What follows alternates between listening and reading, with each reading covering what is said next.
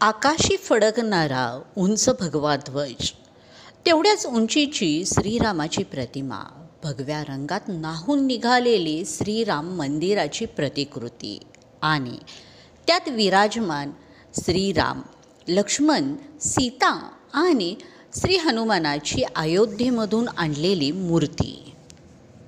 हे सर्व बघितल्यानंतर मन भारावून गेलेल्या भक्तीचा महापूर काल सांगलीमध्ये सांगलीकरांनी अनुभवला. तो म्हणजे नेमिनाथ नगर येथील कल्पद्रुम क्रीडांगणावर. डॉक्टर पतंगराव कदम फाउंडेशन आणि पृथ्वीराज पाटील फाउंडेशन आयोजित श्री राम भक्ती उत्सवाला अलोट गर्दीत सुरुवात झाली. कर्नाळ येथील नानासाहेब तारळेकर आणि निर्मळा तारळेकर यांच्या हस्ते पूजाविधी झाले. सांगलीकरांनी इथे सहकुटुंब सहपरिवार हजेरी लावली. राष्ट्रवादीचे प्रदेशाध्यक्ष जयंत पाटील, आमदार विश्वजित कदम, काँग्रेसचे नेते विशाल पाटील, श्रीमती जयश्रीताई पाटील, डॉक्टर जितेश कदम, संजय बजाज आदींच्या हस्ते महाआरतीचे काल आयोजन करण्यात आले होते. संयोजक पृथ्वीराज पाटील यांनी त्या सर्वांचे स्वागत केले. विश्वजित यांनी भाविकांच्या रांगेत उभे राहून दर्शन घेतले. जयंतराव पाटलांनी यांच्या या संकल्पनेचे कौतुक केलेले आहे.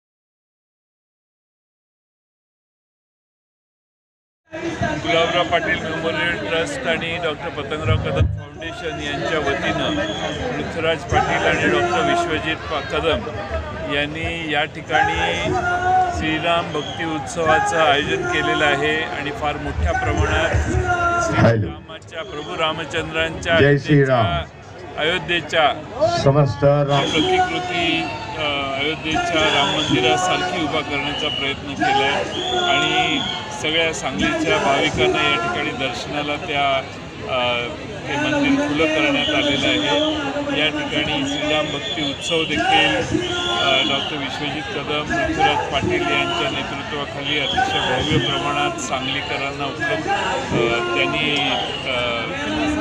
उपलब्ध करून दिलेला आहे आणि याबद्दल मी त्या दोघांचे अभिनंदन करतो। सांगलीचे हजारो भाविक आज सकाळपासून या ठिकाणी येऊन दर्शन करून गेले।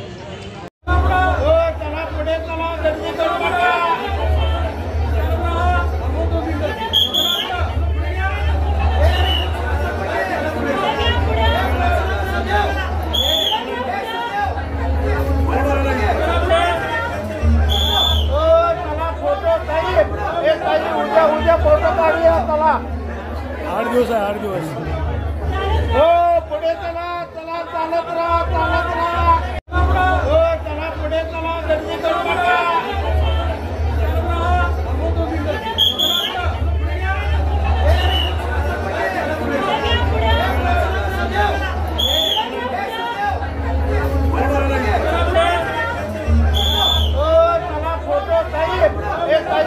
उद्या फोटो काढूया चला 8 दिवस आहे 8 दिवस हो पुढे चला चला चालत राहा